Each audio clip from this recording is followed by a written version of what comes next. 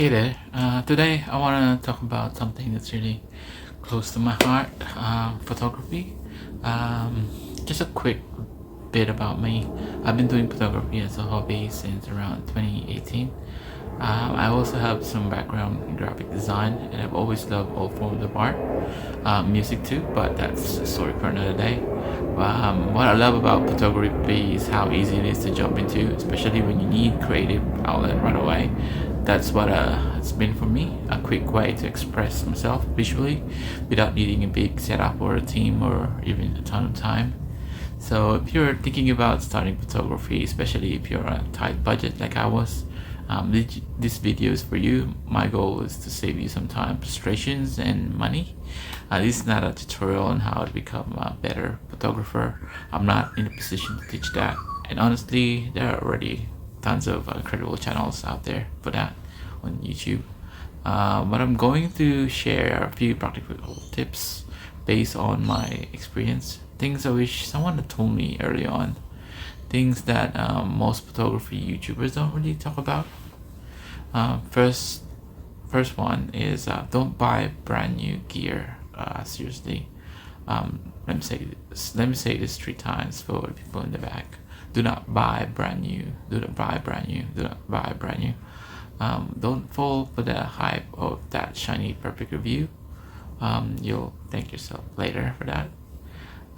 Buy secondhand instead. Check out places like Facebook, Marketplace, eBay, Gumtree. Just make sure you do your research. Check if anything is missing. Ask if accessories are included, all accessories in the package. Look for signs of damage or repair. Also, research the seller. Be very, very wary of scammers. Also, you'd be surprised how expensive a tiny missing part can be if you have to buy it separately. I can't stress this enough. Don't buy on impulse, obviously, just because a lens of a camera looks amazing in a YouTube review. Almost everything I'm going to say builds up to this point, really. But of course, if money is no object, as usual, go crazy. Of course, there's a positive when buying brand new, obviously. Secondly, know your photography style and your lifestyle. Ask yourself, what kind of photography do I actually want to do? Is it portraits, landscape, wildlife, streets, or sports? Then take a step back. Look at your actual lifestyle. Do you really have time to travel far for wildlife shots? Are you close to a stadium or sport venues? Is there an urban setting nearby that fits if you chose street photography? Let's say you're drawn to wildlife or sports photography. You probably need a telephoto lens, but those aren't cheap. More importantly, you have to ask, will I even get a chance to use it often? I've seen so many people buy great gear only to realize it doesn't fit their lifestyle, and they end up selling it for a loss later. It's painful to watch and avoidable. Gear should fit into your life, not the other way around. Third, consider a compact camera, especially if you're an introvert like myself. This might sound a little weird advice, but hear me out. If you're new to photography, you want to take thousands of photos to improve.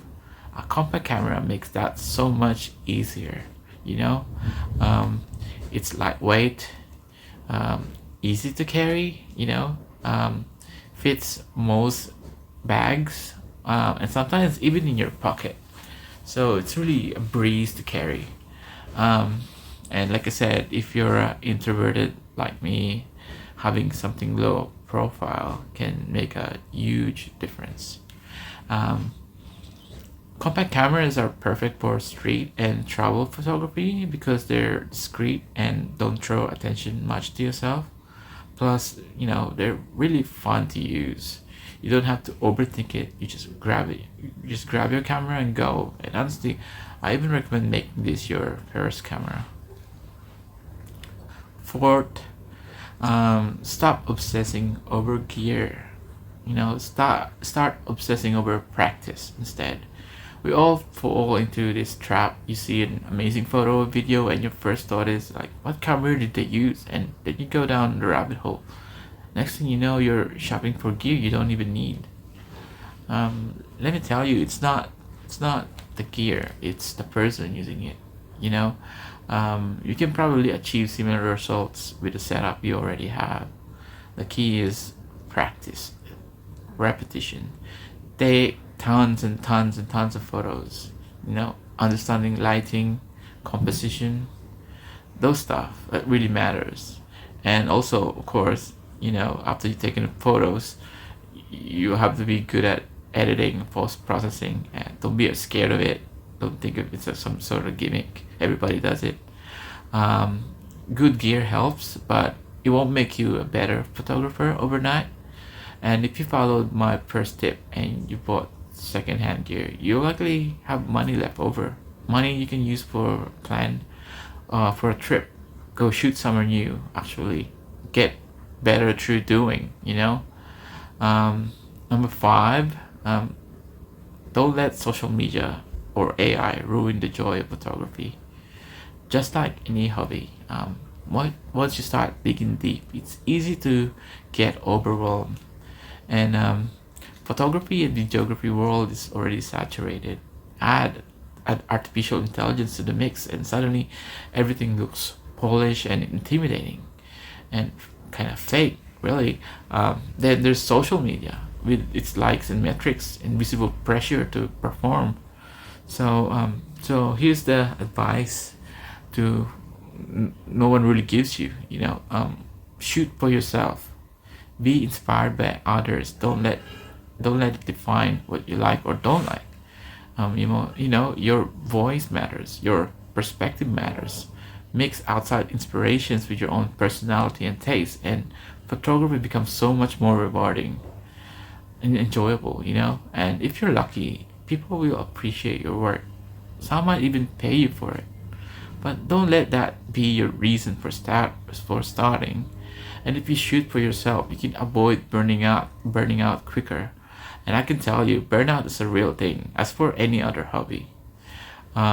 So if you don't enjoy your photography, you'll likely be burned out, quicker than later.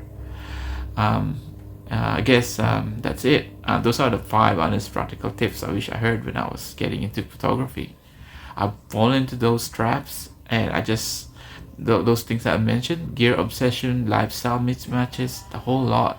I learned the hard way, and if this helps you avoid even one of those mistakes, then that's a win.